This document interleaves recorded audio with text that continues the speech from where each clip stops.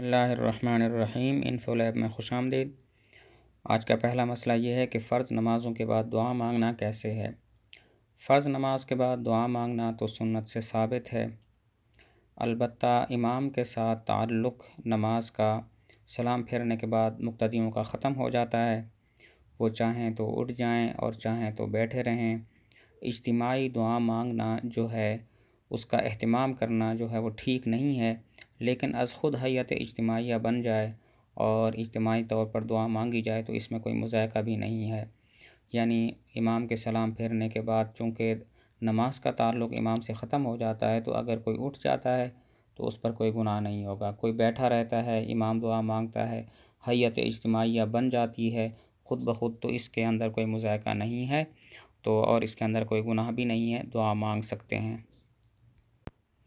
اگلا سوال ہے کہ مسجد دور ہونے کی وجہ سے آفس میں نماز پڑھتے وقت تکبیر کب کہنی چاہیے۔ مسجد دور ہو اور آپ آفس میں نماز پڑھنا چاہتے ہیں تو اقامت کہنا ٹھیک ہے، اقامت کہنی چاہیے۔ اقامت جو ہے وہ فرائض کو ادا کرنے کے لیے ہے، اور اگر ہو سکے تو اذان بھی کہہ دینی چاہیے۔ بہرحال یہ اس وقت ہے جب مسجد دور ہو اور آنے جانے میں مشقت ہو، تو دور ہونے کی وجہ سے آپ آفس میں اگر جماعت کے ساتھ نماز پڑھیں تو تکبیر بھی کہنی چاہیے اور اذان بھی کہنی چاہیے۔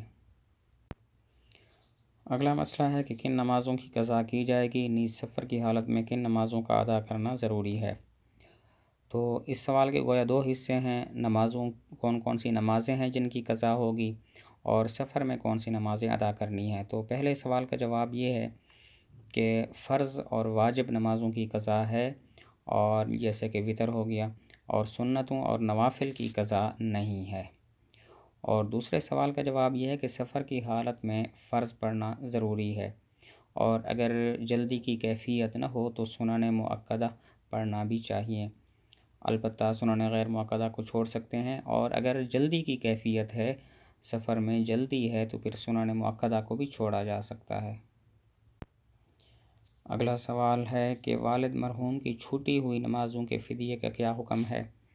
تو جواب یہ ہے کہ والد مرحوم اگر ان کے کچھ نمازیں رہتی ہیں اور انہوں نے وصیت بھی کی تھی کہ میرے مال سے میری نمازوں کا فدیہ ادا کر دیا جائے، تو پانچوں نمازوں اور وتر کا فدیہ ادا کرنا ضروری ہوگا، اور وہ بھی اس کے تہائی مال سے۔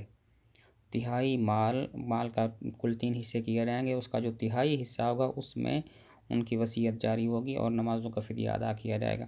اور اگر انہوں نے وصیت نہیں کی تھی اور سارے ورثاء عاقل بالغ ہیں، تو یہ انہیں چاہیے کہ اپنے والد کی جو ہے نمازوں کا فدیہ از خود ادا کر دیں۔ اگر ایسا کرتے ہیں تو یہ ان کے لیے ان کے والد پر احسان ہوگا، لیکن اگر وہ ایسا نہیں کرتے تو ان پر کسی قسم کا کوئی گناہ نہیں ہے۔